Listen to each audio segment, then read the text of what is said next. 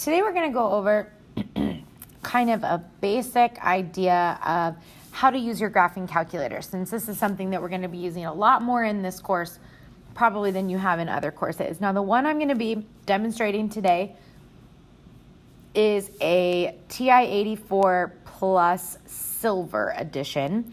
If you have one of the models that came before that, it will do all of the exact same things. You may have to type it in a little different way, but it'll still work just fine.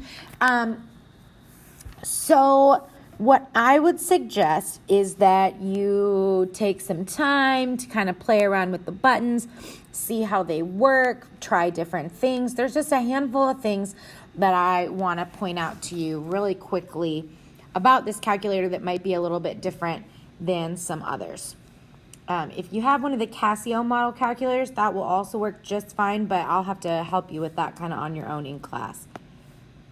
Here's the first three things, mostly, that I wanted to point out, and this little bit down here is getting cut off by the watermark there. Let me see if I can move this up a teeny tiny bit for you. Well, that didn't help. Okay, well, we'll just write that again. Let me fix it. All right, there we go. So, first, in the bottom left is your on and off button. Now, unless you have one of the rechargeable ones, you don't want to have to replace your batteries all the time. So do make sure you're turning it off when you're done with it. Secondly, is that this calculator treats a negative differently than a minus. So if you want to write 5 minus 4, you're going to have to use the minus button right here. If you just want to write negative 4, then you got to use the negative button, which is down at the bottom. It does read them differently, and they do show up as a different size on the screen. Clear is another one that's going to erase the whole entry. So if I typed a whole bunch of stuff and then thought, nope, I don't want that, if I hit clear, it erases everything since the last time I hit enter. Now, there is a delete button up here, okay? Delete is up at the top. That only deletes like one thing at a time. So you put the little cursor on top of the thing you want to delete and hit delete. Now, let's say that you don't want to clear the whole thing and you just want to add something extra to it. This calculator always overwrites. So if I backspace, and then try to type, it's going to type over what's already there, not insert it. And so if you use the second function here for insert, wherever your cursor is, this is going to insert one character before. Okay, and I'll demonstrate this here for you in a minute. But whatever it is that you insert is going to go in front of the thing that you're currently on. Okay. These colored buttons over here in the top left, right here, mode you're going to use often. So if we switch between radians and degrees when we're doing trigonometry, that's where you would do that. If you're getting fraction answers and you want decimal answers, you can go to mode and scroll down to where it says your answer format, and you can force it to give you decimals if it's not already. On the newer models, sometimes it does that. Second is how you get to all of the blue menu items. And then alpha is how you get to all of the green menu items, which for the most part is just letters, like if you were going to write a program or something. But up here, if you hit alpha F1 right here, on the newer models, that will open your fraction menu. If you hit alpha F1 and nothing happens, then you don't have that menu, unfortunately. The other one that I would point out is the math button. When you're looking for anything operations-wise, like you want a cube root or you want an absolute value or a factorial or something like that, that's all going to be in the math button. And lastly is your caret. That is your caret for exponents. That's where you're going to put in powers. There's a squared button, but for anything else, you're going to want to use that, okay? The most important when we graph is going to be this one right here. That is your variable button. Do not use the alpha keys to type in your variable. You always want to use the variable button. It'll input the correct variable for whatever plan you're currently looking at. Okay. There are several things that I want you to be able to do on your graphing calculators. Now, I've already kind of walked you through a couple of these. Not all of us have this fraction menu, so you can try this and see if you have it on yours. These are some of the examples of the things that you can find in the math menu. And then what I want to look at today is looking at the graph. This is going to be a very quick overview. Definitely take some time to play with this on your own. So I'm going to switch to my graphing calculator. Let me pause this while I pull that up. All right. When you are on your graphing calculator home screen, this is where you would do just like regular calculator stuff.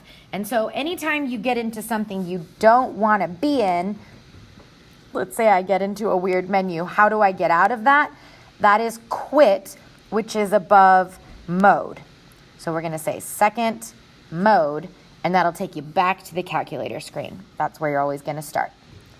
So we're going to talk about the graphing features. All 5 of these gray buttons right underneath the window are your graphing tools. Y equals is where we're going to type in our values. Now, what you want to make sure is that none of these plots are highlighted. If they are, then it's going to try to pull from data rather than from your equation. So if they are highlighted, use the arrows to move up, hit enter. So I've highlighted it. I can go back up, hit enter again, which unhighlights it. So make sure none of those plots are highlighted when you go to do this. So let's put something in our graph. Let's graph y equals x squared minus, let's say 5x minus 7. Okay, so we're going to get a quadratic here. When I'm ready to see my graph, that's where I put in the equation. When I'm ready to see my graph, we go to graph, which is the one all the way to the right. So hit graph, and let's see what we get. We know that this graph is a parabola, but you can see at the bottom there that we actually don't get the whole thing. So there's a few different ways that we can address that. The first is by going to the window. So it looks like my graph is mostly okay what I can see. I just need my y-axis to go down a little further. So go to window, and in here we have x min, x max, x scale. That means what's my lowest x, my highest x, and what do I want the tick marks to count by. And then same thing for the y. Now, in your textbook or on papers or something, if I wanted to tell you to graph it like this, I would say, whoops, highlighter. I would say negative 10, positive 10, 1 by negative 10, positive 10, 1. This is my x's, this is my y's. That's min, max, scale. Min, max, scale. So it tells you exactly how to fill out your window. I'm going to put in here, my x's are fine, it's our y's, we need to go lower. So I'm going to change my y min to say negative 20. And I'm going to have it so I don't have so many tick marks, maybe count by 2s. Just remember that you changed it to 2s. So in this case, the way that we would write this would be different. We'd say negative 10 to 10, count by 1s, by negative 20 to 10, count by 2s. That's how we would describe this particular viewing window. All right. So now when we go back to our graph, we should see now we're going down to negative 20 because remember we're counting by 2s. Now we can see everything. Perfect. So we can use the graph. Maybe I want to use the table. So that's the first thing I want to show you is how to use the table. If you go second graph, that's the table feature. And if you have your setup kind of as the default, this is probably what yours looks like. I'm starting at 0, I'm counting by 1s. I can arrow up or down to get more of this table, so that's one way to do it. But what if the numbers I want are like negative 1.7, negative 1.9, something strange? We can go to table set, which is above window. So window changes the settings for the graph, table set changes the settings for the table. here's what you can do. You can change where it starts. So let's say I want to know what negative 100 is. I don't want to have to arrow to negative 100, so I can hit that I want it to start at 100. Delta table is what do you want it to count by? Maybe I want to look at 0.1, 0.2, 0.3. I can have it count by 0.1s. Or probably the easiest way to do this is switch your independent variable from auto to ask. Now when we go to the table, it should be empty. That's because now I can choose the numbers, enter, that I want it to calculate. 1.3, enter. So that's a really handy feature on the table. I always have mine set to ask so that I can just type in whatever I want. All right, let's go back to the graph. So go back to graph. The last thing that I want to show you is the Calc menu, the calculate menu for your graphs. And there's two things that we're going to be focused on. The first thing I'm going to do is how do we find the zeros, okay? So those are your x-intercepts. There's a 0 here and a 0 here. It doesn't look like they cross exactly, so we need to figure that out. The other thing is how do I determine exactly where the maximum or the minimum is? That's going to be useful information, and so we can do that. So on the trace button, which never, ever, ever use trace. Trace is a good estimate, but it does not calculate exactly. So we always want to use the calculate menu. And you can see here we can calculate a value, the zeros, the minimum, the maximum, the intersection, and then these are some calculus tools, derivative and integral. So let's start by doing zeros. You can either arrow down to number 2 and hit enter, or you can just press the number 2. And it's going to ask you a series of questions, left bound, right bound, guess. So we need to tell it a left bound. You can either type in the number, or you see we've got this little blinking cursor now. I can use my arrows to move left, left, left, left, left, until I get to the left side of my 0, which is right here. So now I'm on the left of it, and you could hit enter. Or like I said, if I look at where that is, it looks to me like it's between -2 and -1. So we could just say my left bound is -2, enter. Now tell it your right bound. My right bound is -1, enter. And you may not have these dotted lines on yours, but you should have these 2 little triangles right here. And that's showing you where you told the calculator to look. Now the third question is, are you ready for me to guess? So just hit enter. That's a yes or no question. Now we have found, if you look down here at the bottom, when y is 0, the x value is -1.140055. So this is a way, instead of using the quadratic formula, that you can get a decent estimate for the graph.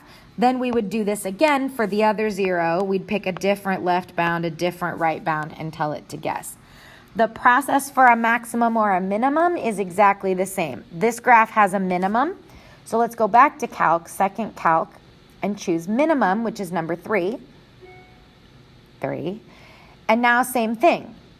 Arrow your little guy until you're somewhere to the left. The smaller the window, the better. So that's probably good. I'm on the left of the minimum. Then arrow over to the right of the minimum. As soon as I start coming back up, I know I'm on the right. Enter, guess, enter. And it tells us these are the exact coordinates of that ordered pair. So the location of the minimum is at about 2.5, and the value of the minimum is -13.25. And so those are some of the things that we can do with the calculator. We can do a lot more things that I'm going to show you as the year goes on, but these are sort of the basic things I want you to be able to do and practice now to get started.